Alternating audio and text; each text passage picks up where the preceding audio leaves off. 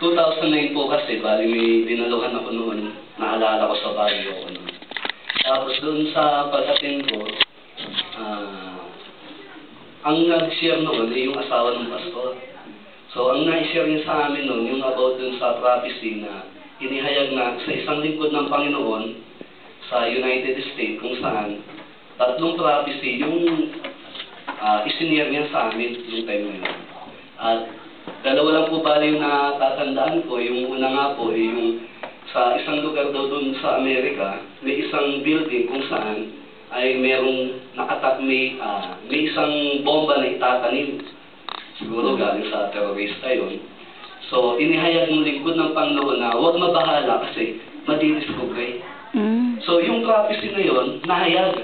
Nakita nga doon sa isang lugar doon sa Amerika na may isang bomba na yun nga po, ipinakikita kasi po sa Biblia ang sabi, kapag sinabing propeta ng Diyos, lahat ng ihahayag niya dapat mangyari.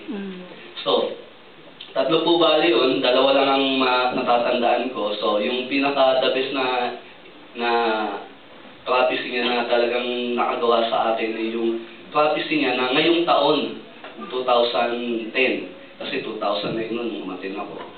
Ngayong 2010 nga raw, ito yung panahon kung saan yung mga mananampalataya ng Diyos, yung bagay na hinihiling mo sa puso mo, maaaring matagal na panahon na, o di kaya simula nung ikaw ay makakilala sa Panginoon, itong taon na to yung itinalaga ng Diyos upang ibigay sa'yo yung hinihiling mo na yun. Amen. Ngayon, bakit ko na-share to? Samantalang magtatapos na yung taon. I believe na sa isang linggo pa ang pagitan bago dumating ang 2011, may mga araw pa na natitira upang yung bagay na ninanasan natin sa puso natin, ako kasi nagpapatotoo, totoong tinanggap ko at may natanggap ako ngayong taon. Amen. Siguro, hindi ko muna ihahayag ngayon yun, pero pero totoo. Pautang Pero totoo na talagang nakapangyari. Kasi noong 2009, nung napakinggan ko yung message na yun, halos lahat ng nakinig sa amin na aranis ng deliverance. Amen. Talagang kakaiba yung naranasan namin, yung presence of God. After nun, talagang may kinausap ako, pinatawad ko sa puso ko.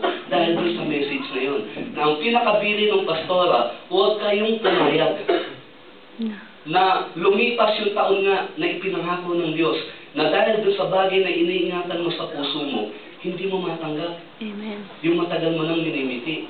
Ngayon, bakit ko sinabi yung propesiya na ito? Kasi, nakakapanghinayang. Gaya nga ng sinabi ko po sa inyo, tatlo yung bagay na yun, pero nahayag lahat. Amen. At yung isa na binabanggit ko, na sinampalatayanan ko, ay nakapangyari rin sa buhay ko.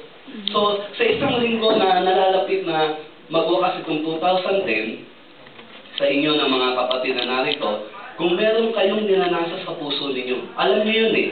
Alam niyo, na hanggang ngayon maaaring sa tingin niyo bakit ganun. Ilang beses ko nang pinagpipray, pero hindi pa rin nakakapangyari. Kapatid, may isang linggo pa. Amen. Ang sabi sa prophecy ng tunay na lingkod ng Panginoon, ngayong 2010, gagawin ng Diyos sa ating yung katuparan dun sa ninanasan ng puso natin. Amen. Amen. At ganun din, ipinagpapasalamat ko yung mga biyaya na natanggap ko nga sa taong ito. At I believe na bawat isa sa atin ay may mga tinanggap na mga biyaya. Bagamat sa kabila ng biyaya, meron din namang mga pagtitiis. Meron din namang mga pagsubok. Ang Biblia nga po nagtuturo na kapag ikaw naging mananampalataya ng Panginoon, asahan mo, kalakip yung pagtitiis. Hindi po totoo na kapag ikaw naging Kristiyano na, wala ka ng problema. Easy-easy na lang. Hindi po. Ang kagandahan po, kapag tayo naging Kristiyano, sa kabila ng mga problemang maranasan natin, nandun yung pagtulong ng Panginoon. Kasi bahagi tayo sa pamilya ng Diyos. At isa pa po na gusto kong ihayag sa inyo, na tulad dito sa pagpapatuto. Kanina nga po, bago ako nakaating dito, nanood ako ng mga testimony ng mga kapatid.